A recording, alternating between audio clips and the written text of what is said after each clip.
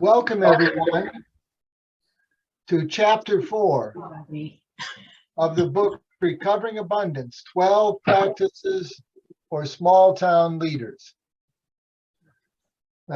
This week's chapter is called The Practice of Inventory. So I thought, let's hear from each one of you. Say your name and what's something you're involved in inventorying these days. Jim Weagle.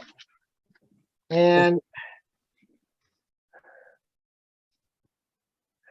at the food bank this morning, I had to inventory how many crates of cabbage and how many crates of celery and how many crates of everything else we had, so we knew what we could keep and what we needed to send on to a local food bank. And I am complete. Let's go to Sharon. My name is Sharon. I'm in Sammamish, Washington, about 30 miles east of Seattle. And I'm inventorying the remaining boxes in my house that from several moves that finally I need to do something with them. They're right there, but still there.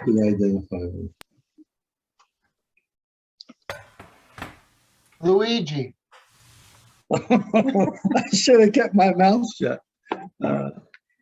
Well, we're inventorying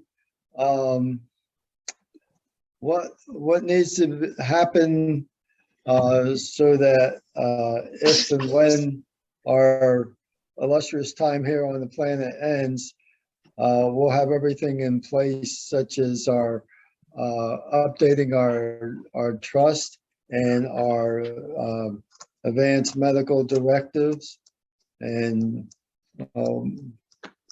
how we want to handle our last time on the planet. All those things are coming up for us. So that's what we're in the throes of doing. Jill. I'm Jill. We're in Utah still. And I'm with Sharon, only the boxes that I'm inventory are overflowing. They're not getting emptied very quickly. Karen. They've been around a long time. Karen. I'm Karen, Chicago, and I've been inventorying how Uptown is a walkable community. Mary. Mary in Pune. Last night I was looking at my clothes and deciding what I should wear and use. So I was inventorying my clothes. Jean. I have to always look at the refrigerator and the pantry before I go grocery shopping. And then we order things already ready to cook. I have to see if I've ordered any of those. So I can prepare the meals for the week. Or have Bob cook them, prepare so that he can cook them. All right. Bob. Yeah, I'm Bob. I live right here with Jean. I was raised, You're inventorying. what? Oh, never mind. Where are you from? I'm from all over the world. I was raised on a small farm in a community that had no electricity and things like that. Everybody liked one another and everybody helped one another. Anything you're inventorying these days, Bob? My inventory, what does that mean? Well, you inventory your music to decide what to play. Something like that. What do you inventory? Take an inventory of. I read and I write. What did you say? Martine, Martine Rapanan, Pittsburgh, Pennsylvania. I am doing an extensive inventory of the plants that need to get out of grow bags and into the ground before winter hits. Larry, Larry Philbrook, Taipei, Taiwan. I'm inventorying translators. We're doing 5 dialogues from 4 different countries of Asia on authentic discourse. And so I've got to organize a translator from English to Chinese, Chinese to English for each session. And it means I have to decide, are they good enough to translate for me, which I have a lot of interpreters that I use, and are they good enough to translate for the group, and are they easier for them to go from English to Chinese or Chinese to English, which tends to be very different. So that's the inventory I'm working on right now. Interesting.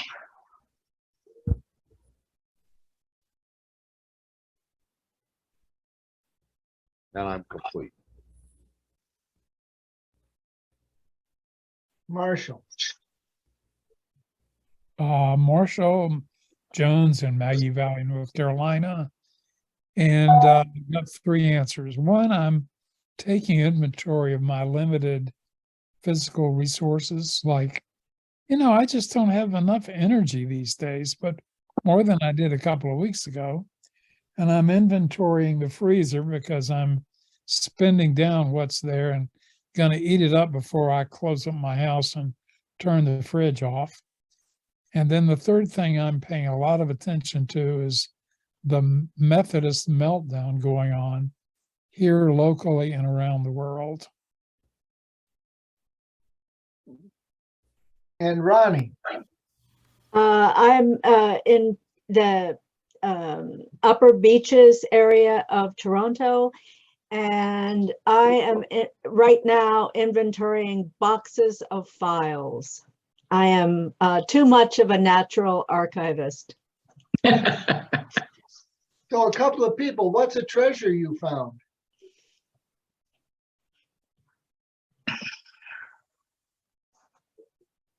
You missed Karen, didn't you? Oh, Evelyn, Yeah, I finally figured out which link was the right one. beautiful. So your name and something you're inventorying these days. Evelyn Kurihara Philbrook in Taipei, Taiwan. It's a little after 7 a.m. in the morning, and I'm watching my daughter drive on Wazoo from Springfield to Tulsa, Oklahoma, so that she can sing and practice in an opera in Santa Fe. Ruth, So I'm watching her drive, and I'm Ruth, complete. your name, where you are, and something you're inventorying these days. My name is Ruth. I'm from Champaign, and I am inventorying the resources of our 3 children. Interesting. Let me know on that one. Anybody found a treasure while you were inventorying? Oh, I did. I needed some tartar sauce and I found some in the back of the pantry. Nice. I had the perception that I've read in the last 18 months about walkable communities in other cities like Paris. Hmm. thought that would be wonderful, wouldn't it? And the gift is that I've discovered that everything I need is within 5 blocks. Oh, Wow. Wow. cool. So Sharon Fisher is our guide today, and I'm going to turn things over to her, and off we go. Okay.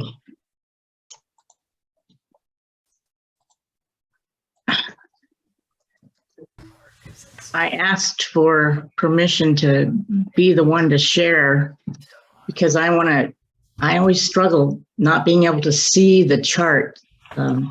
So I'm going to make it big at some points. But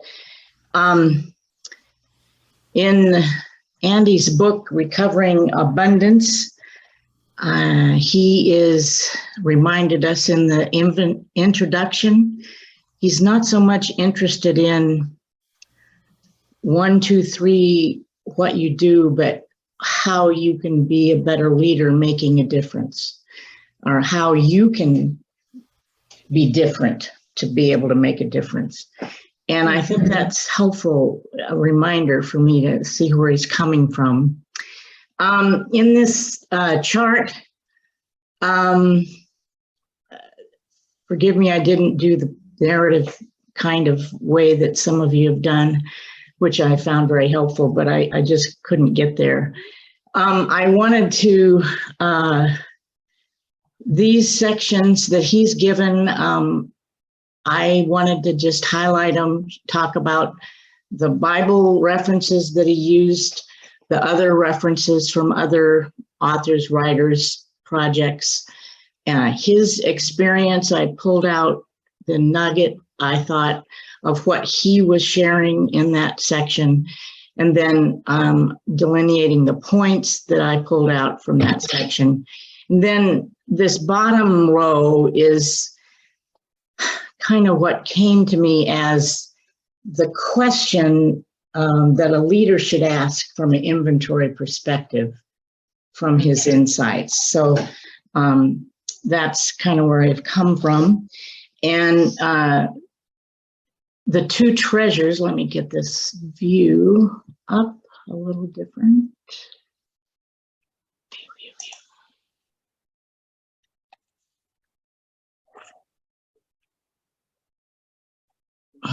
Sorry, you have to see all this. No, that's good. So in the beginning, he's told those 2 tales of treasure, and it really had to do with, in those stories of the widow and of the man with, you know, the poor man who didn't have much and was trying to find wealth, and he went to a place where his dream told him to, and then he found out in that fellow's dream he should come home. That there was, the point is a personal gift, just to be mindful of that personal gift and to claim it and go forward. Then in the second part here, he's looking at inventory and inquiry, and leans heavily on the what's the word? The scripture. You know, Jesus says, what's here? Go see. If you don't know, go find it out. And that's what he's talking about here. And he's just, the point is to be mindful of what is here, what, not just for you inside your personal gifts, but as you look around, literally, what is here. And the word work in this second, okay, the treasury and inquiry. I wanted to just stop here and ask, in this chapter on, or this section on inquiry, he's really emphasizes the importance of how you ask that question. I wondered if someone could share, or a couple could share, one of the favorite questions you have used to open people up? A question you have used to open people up when you're interacting with them.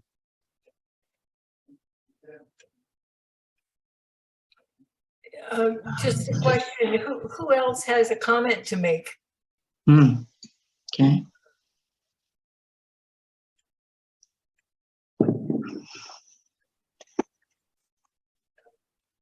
Someone else? Tell me everything I need to know. What is your thinking about whatever? Okay. All right. All right. In this, go ahead. Oh, just what else do you see? Okay. Okay. Just making it very. I was going to add, what surprises you about your life experience in terms of stuff you didn't know that you could bring to it? Okay. Okay. I ask, how many crates of cabbage do we already have? Does anyone know, huh? And I'm trying to figure out who's around the table or at the meeting that I am at. I'm in a new community and there are like 50 different clubs, and I'll ask, which are the clubs you're in, and why do you like them? Yeah. A good direct question helps too. Yeah, right. Yeah. Then I can learn about the community and who they like, what they like and stuff at the same time. Okay. So I'm going to move ahead to these next, what I call the inventory practice requirements or things. And he talks about the word work that's required. And for me, the question for the leader is be mindful of what language is at play here and what language will shift people's viewpoints. In Gold in Them Hills, he tells us his story of Cardington and his beloved Morrow County and their boom and bust experience recent. And I'm sure there have been many over historically. And what's going on here is for your group of people, what is the focus for abundance? Are you focused, as you step back and look at what's going on, is the focus to get a profit for the big companies that are bringing something in, or is the focus locally? And just be really mindful of that, and his emphasis is on the local focus. Community capital, this was a fun chapter, a fun little section I found. Just the question is, are all the assets covered? And he does this really fun thing with the asset-based approach, the kinds of capital that I've listed there. And that was refreshing to see that kind of thinking at play. And the locus of power section, where do people see the power source? It may not even be the power source that's at play in the situation, but it's what they think is the one at play, and move it so people really can get who's pulling the strings on this. And so after this section, I'm asking, where have you seen one of these inventory practices requirements work? Well, jumping ahead to the story about Pine Ridge, which is in the next column. Yeah, the most important thing that he leaves off the list under community capital, he leaves off spiritual capital, even though he refers to that in the text. And what I got from the story about Pine Ridge is they are focusing on the spiritual capital of that culture and recovering it. That spoke so deeply to me. Yeah. Mhm. And really getting some deep, remarkable activities in place in that community. I was impressed as well. So Marshall, what- in what way did that speak deeply to you? Say that again, Weagle. In what way did that speak deeply to you? It speaks to what I am personally and culturally missing. Hmm. Sitting in the deepest hollows of Appalachia, and I'm right here. And it's very similar. Western North Carolina is very similar to Eastern Tennessee, where Andy's living, and that's very similar to West Virginia and Eastern Kentucky and Southeastern Ohio. And what's missing is a sense of being able to get in contact with spiritual capital. And without that, we feel bereft. And that's what spoke so deeply to me. Thank you. Thanks. Mhm. What really spoke deeply to me, we just kind of skipped over, was but that little teeny section there about if you change, one of the first things you have to do is change the language. Right. And if you do that, then the questions change, and Mhm. that opens people up to, in this day and age, the more positive aspects of life. Because the general level of conversation loves to go back to who's doing what wrong, whether it's or a party or the president or the world, etc. Right. And I think that that's the key. Yeah. For me, and I've been figuring out what that means. This rural Georgia is, well, the general level of the population is a very church going, we're in the country. They still go to church on Sunday. Most of I would say half of the people in this community do that still. Mhm. Yeah, I found, Other places. right. I appreciated his emphasis on listening to what words people were using, and these fancy studies would come in and talk about the depression and the decay and all of the D words, literally just that, and then turning it around to re-words, R-E words. So it's a recover, it's a remake, it's a redo, it's something thrusting forward. Yeah. And he's big insight on that. That's certainly at the beginning, I think. Mm-hmm. If you're dealing with a group or a community of people. And as we've already touched, the power and dispossession is where he does the Pine Ridge Reservation story and sharing of remarkable results. For me, that was pointing to the question of comprehensiveness. Are all things included? And Marshall's adding in there the spiritual dynamic that he didn't pull out explicitly, but pointed to with tribal history and using the culture of the community in that work. In the Making a Miracle, I felt, although there's a lot in there, this is where he comes down with some good theology. I thought it was, how can people participate, and is there participation? Because if you don't have that, you're not going to be successful.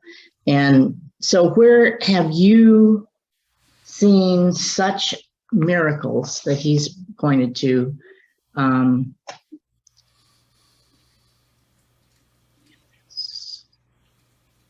Can't move it.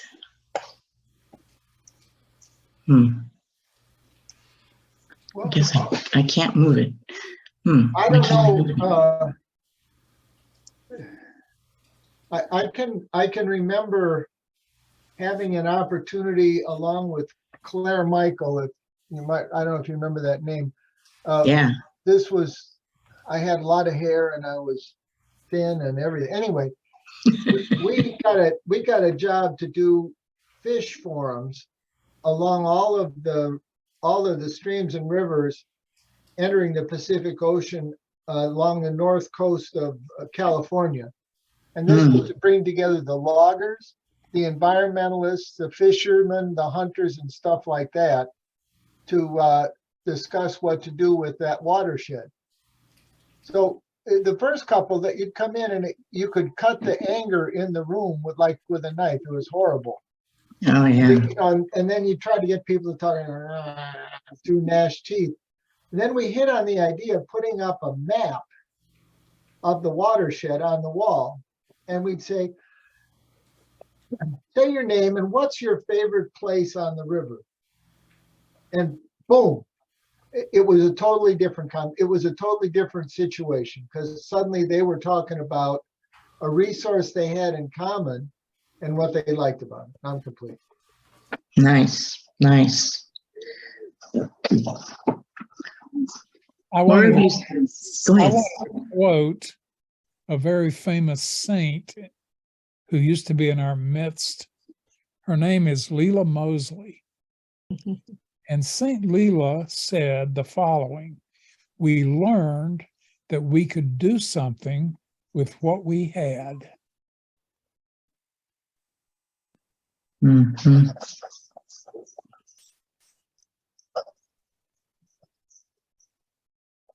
That whole thing on miracle, for me, that's what I thought. This was a great, really good chapter too.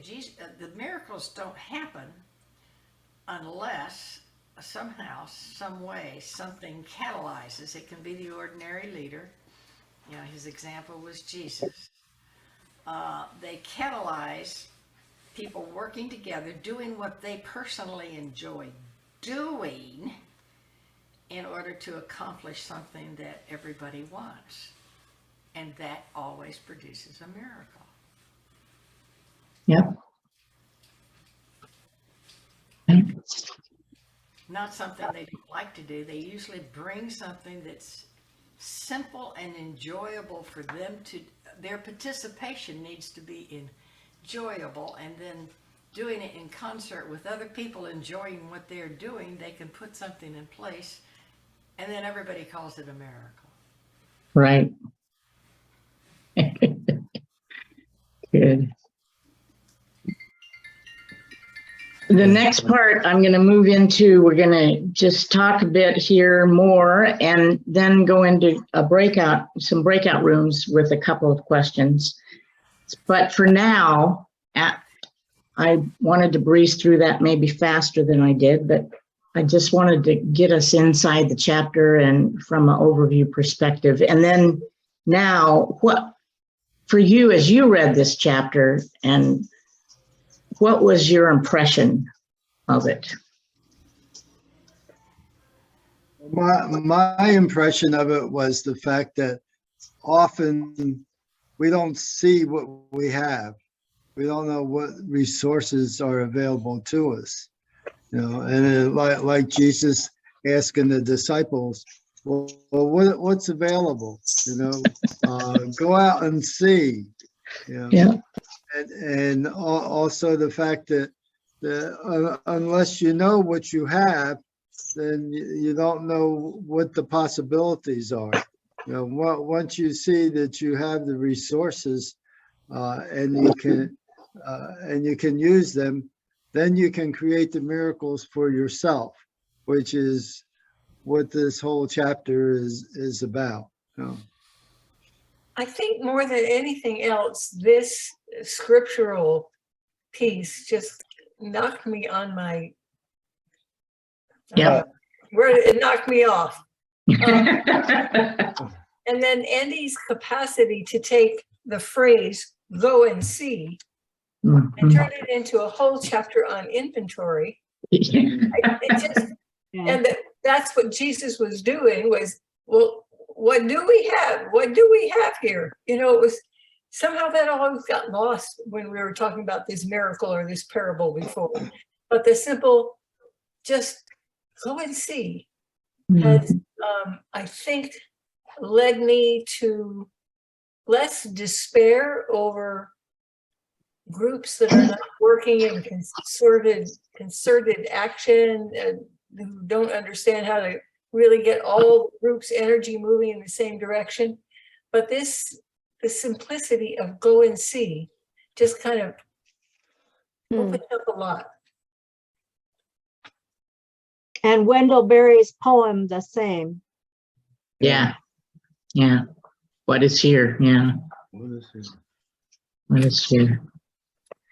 Well, thinking back over our study so far, where do you find his work so far, Andy's work, aligned with your sense of what it takes to be an ordinary leader? Go ahead. Go ahead, Martin. I must have I was frozen. going to say that one thing that struck me about this, that am I coming through? Or Yes. Yes. one thing that struck me about also is that you know,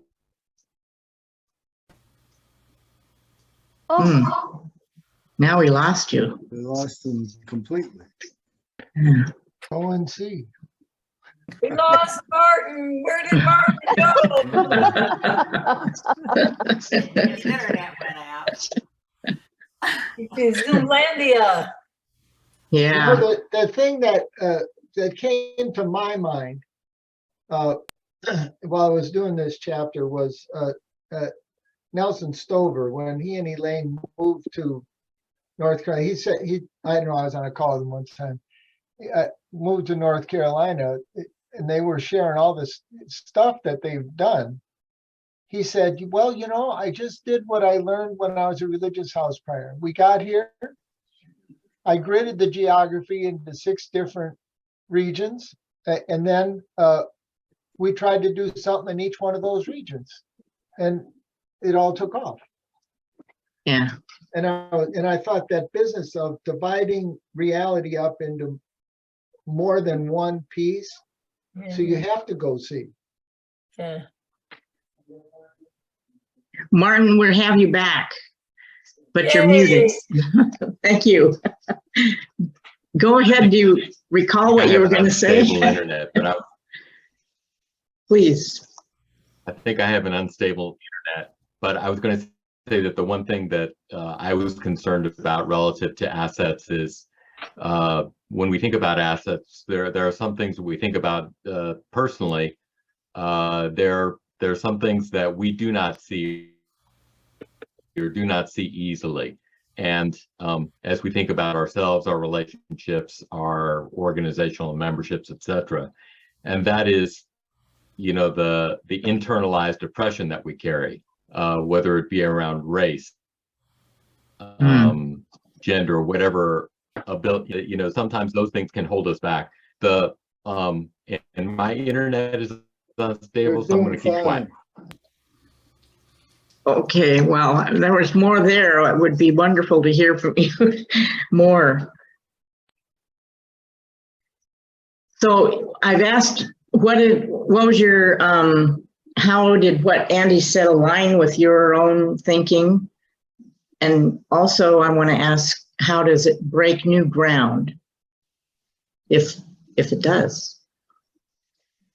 For me, his section there on the internal and the external, you know, and the control, is the control the external? Are you dependent upon, you know, funds coming in, other people making other decisions, and et cetera, or, and which I think is the you'd have to say the majority, at least of this tends to be the median, you know, the initial kind of state of being of people, is that they focus on that rather than the internal. tremendous things can happen if we could shift to that focus.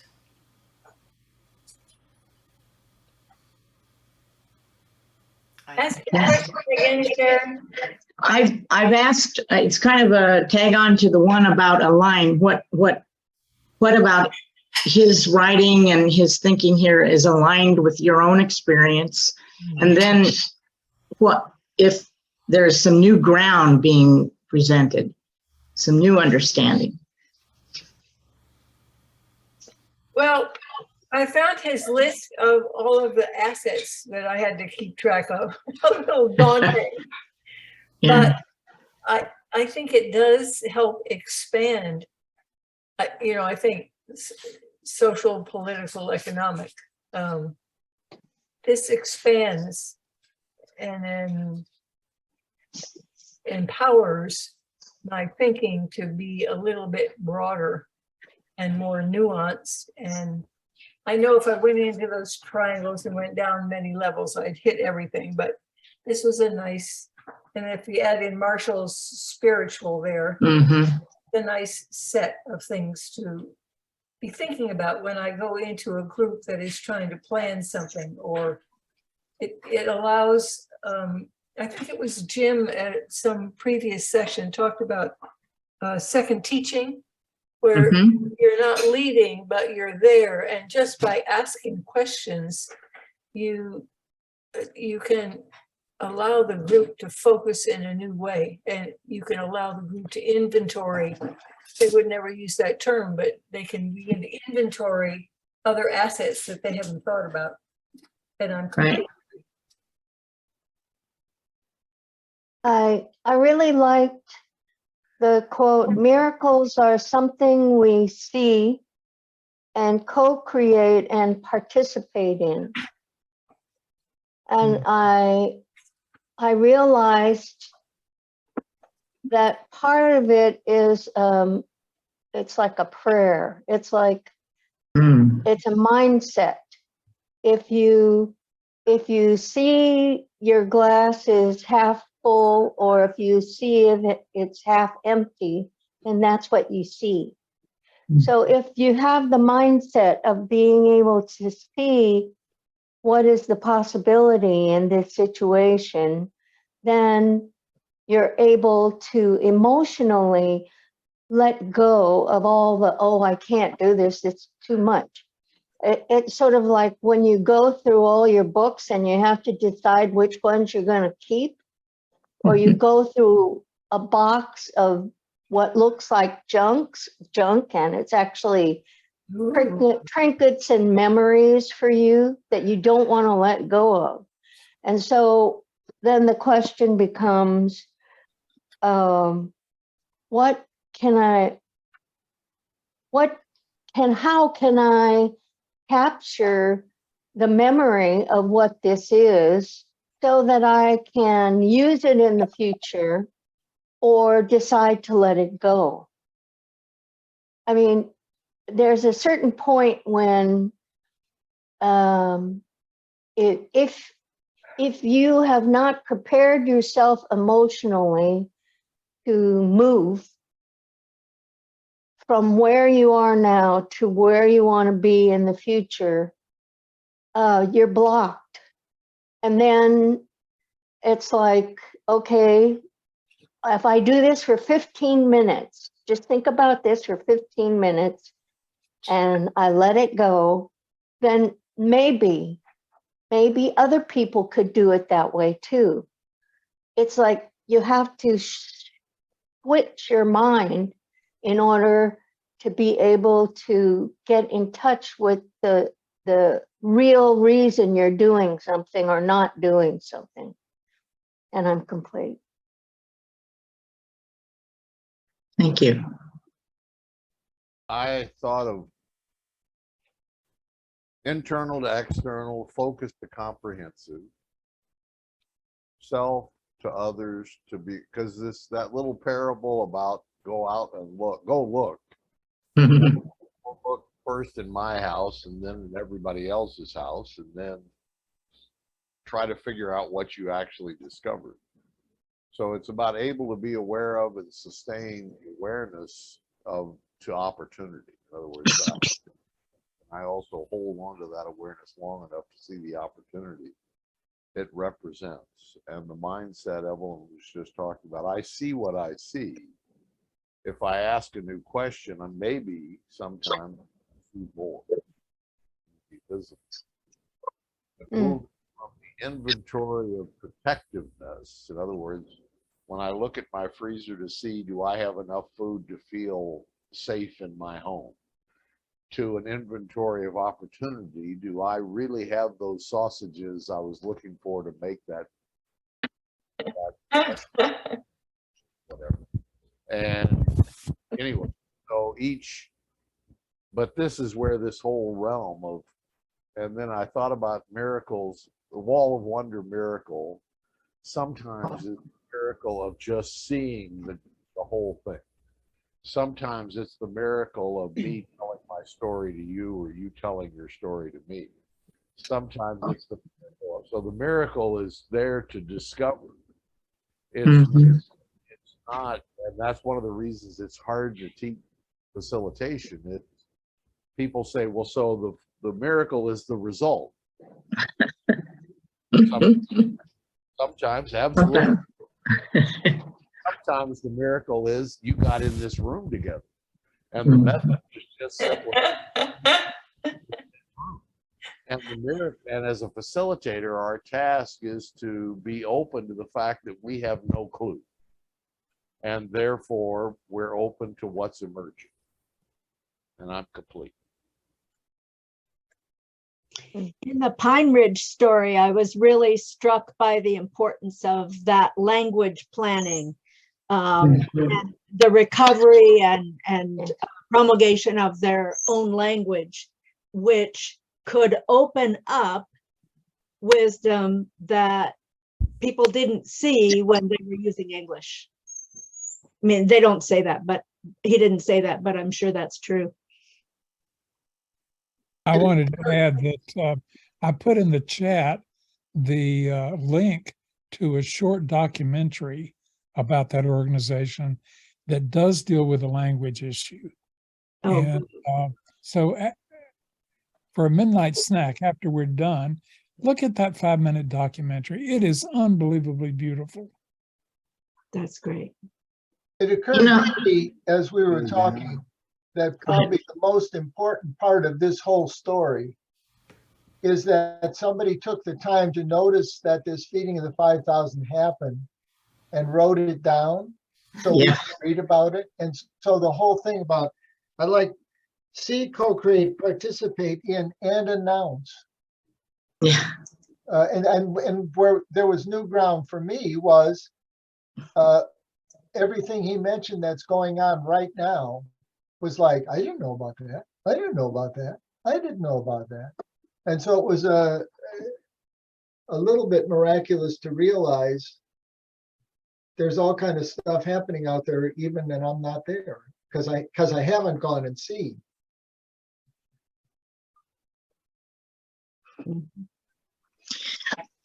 As I was preparing the study, I was driving back from Seattle and I had my aha.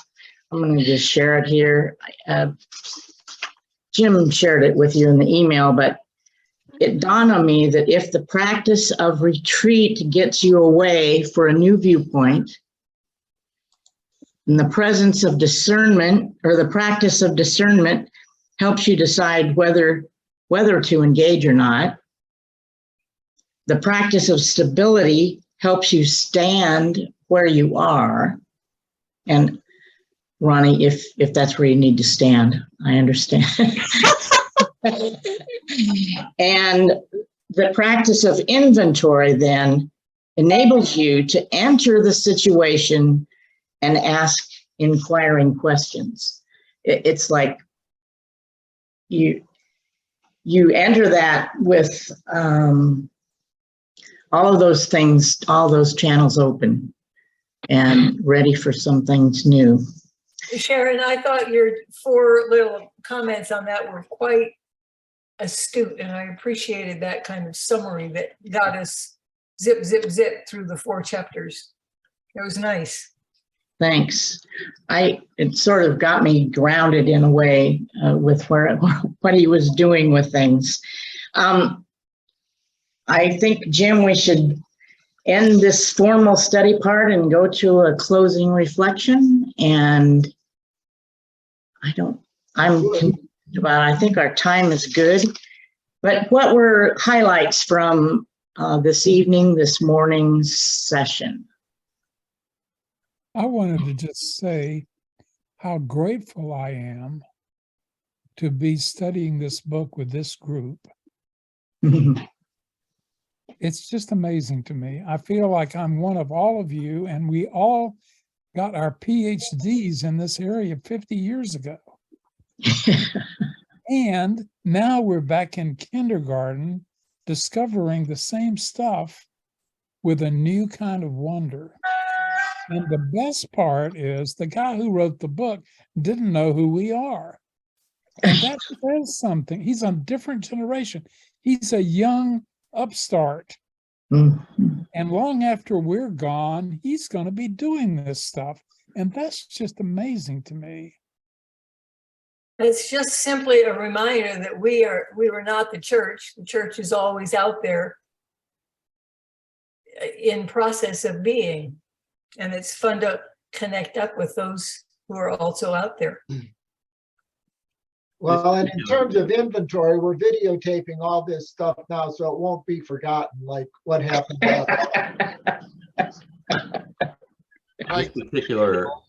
This particular chapter has really helped me. I mean, I am doing a kind of a vast inventory around housing for my church, for the Southwest Pennsylvania Synod of the Evangelical Lutheran Church in America, for engagement moving forward in the next year. And this process of thinking about inventory and the process of actually laying out what we have been thinking about as possible ways of moving forward in terms of engagement has really kind of changed my thinking around how we should re-engage our conversation kind of in a different way. And we have the opportunity to do that. It's about 25 people with housing expertise meeting in a series of Zoom meetings. And we've been going down one path, and I think we need to go down another. So that may be a suggestion for the next time we come together. Mm. And you'll let us know if somebody grabs you by the collar, won't you? I'd like to talk with you, Marquine, about that, because where my church is in the University District in Seattle, about 20 years ago, an architect who was at the Lutheran Church worked with others of us ecumenical parish to do an assessment. Literally, he went in and detailed all of the assets in every single building of every single church in the neighborhood. And what happened to us in our church was we saw what the whole church was an asset. We were thinking we were poor, we don't have any money, we can't fix our roof, everything's falling apart, and we're diminishing. And he said, no, there's value here, and use that value to make something new. So we've taken our building down. We're in partnership with the developer who's paying us to build the building for towers of student housing across from the university and the church in the middle of it. And, that totally turned things around. So there's something there. Other highlights. It's the half hour, whatever. And we're taking a break next week, which would have been October 31st, which is a strange day in the Northern Hemisphere, when all kinds of spirits and goblins and every other thing. And we just want to give people a chance to take inventory of the strange spirits that come out on the street as sundown happens earlier. And we'll be back together on November 7th. And Karen's going to take us on a tour of the practice of imagination. That's a good one for Karen. Yeah. And we're complete, and we can chat forever if we want. Thank you. Oh, Thank you. Thank I'm going you. back to bed. See you all. Thank you, Mary. I hope. Mary. Bye-bye. Wow. Great